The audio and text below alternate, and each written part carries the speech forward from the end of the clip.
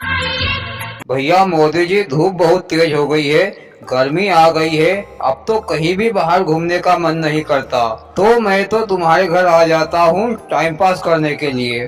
पर Modi ji time pass कैसे होगा? कुछ बातें सातें करेंगे तभी तो टाइम पास होगा।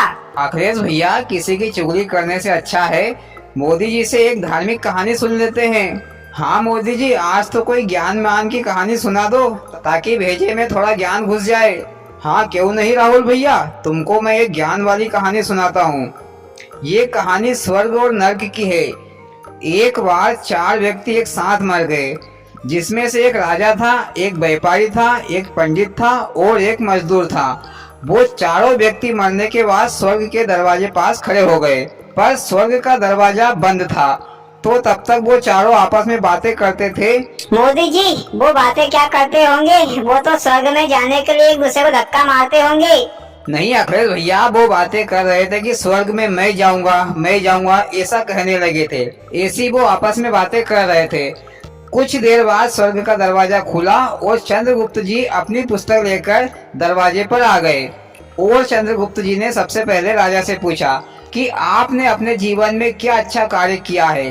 तो राजा ने कहा कि मैंने अपने राज्य में सभी प्रजाजनों को सुख शांति प्रदान की है, किसी को भी किसी भी चीज की कमी नहीं होने दी, न्याय भी निष्पक्ष भावना से किया है। तो स्वर्ग का हकदार तो मुझे ही होना चाहिए।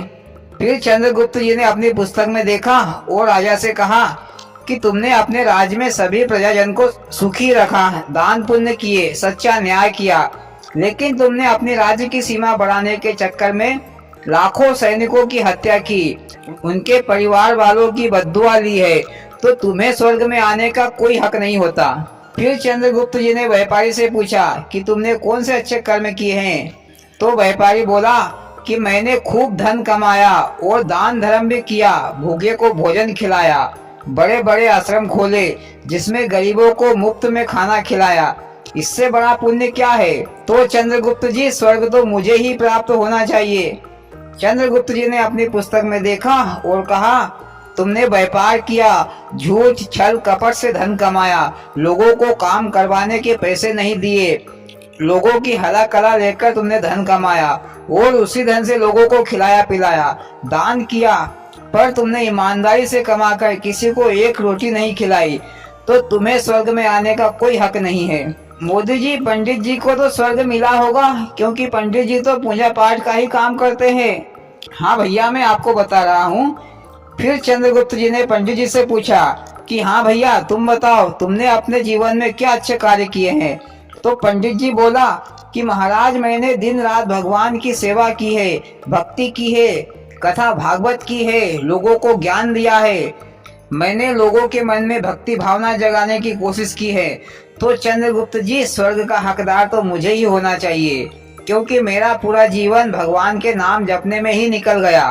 फिर चंद्रगुप्त जी ने अपनी पुस्तक में देखा और कहा कि भैया, तुमने जो कथा भागवत की है, लोगों को जो ज्ञान दिया है और अपना पूरा जीवन भगवान का नाम जपने में गुजार दिया है, पर भैया ये सारे काम तो तुमने निस्वार्थ भावना से नहीं किया।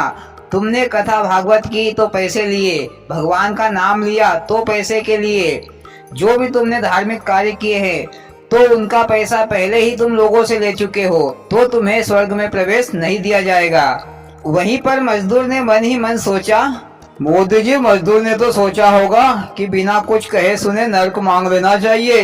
जब इतने बड़े बड़े आदमियों ने दान धर्म किए तो उनको स्वर्ग नहीं मिला, तो मेरे जैसे मजदूर के तो बस की बात ही नहीं है। लालू जी, जब मजदूर की बारी आई तो मजदूर ने कहा कि मैंने ना तो दान धर्म किया है, ना ही भगवान का नाम लिया है, और ना कथा भागवत सुनी है, और ना ही मैं तीर्थ स्थान पर गया, क्योंकि मेरे पास टाइम भी नहीं था और ना ही पैसा था। मैं तो दिन भर मजदूरी करता था और अपने परिवार का पालन पोषण करता था, और शाम के टाइम में अपने माँ बाप की सेवा करता था, क्योंकि दान धर्म करने के लिए मेरे पास पैसे नहीं थे। तो चंद्रगुप्त जी, मुझे तो नर्क में ही जाने दो, मुझे स्वर्ग नहीं चाहिए। तो चंद्रगुप्त जी ने अपनी पुस्तक में देखा और कहा कि भैया, तुमने अपने जीवन में मेहनत की है, मेहनत से अपने परिवार का पालन पोषण किया है, अपने माँ बाप की सेवा की है, झूठ छल कपट से दूर रहे, और एक बार तुमने एक भूखे आदमी को अपना भोजन खिलाया था और तुम स्वयं भूखे रहे थे, इसीलिए इस स्वर्ग का हकदार तुम ही हो। आइए, आपका स्वागत है स्वर्ग में। इस तरह मजदूर को स्वर्ग प्राप्त हुआ। स्वर्ग उसी को प्राप्त होता है जो निस्वार्थ भावना से कर्म करता है, बिना स्वार्थ के भगवान की भक्ति दान धर्म करता है। स्वर्ग उसी को मिलता है। अपने स्वार्थ के लिए किया गया कोई भी धार्मिक कार्य पुण्य प्राप्त नहीं देता। तो लालू जी समझ गए ना स्वर्ग नरक की कहानी। अब लालू जी अपने भैंस के दूध में ज्यादा पानी मत मिलाना।